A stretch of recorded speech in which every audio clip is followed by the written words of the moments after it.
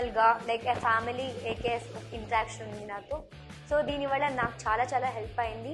నా జర్నీలో ఏకేఎస్ ఒక very good significant role play చేస్తుంది. సో నేను చాలా చాలా థ్యాంక్ఫుల్గా ఉన్నాను.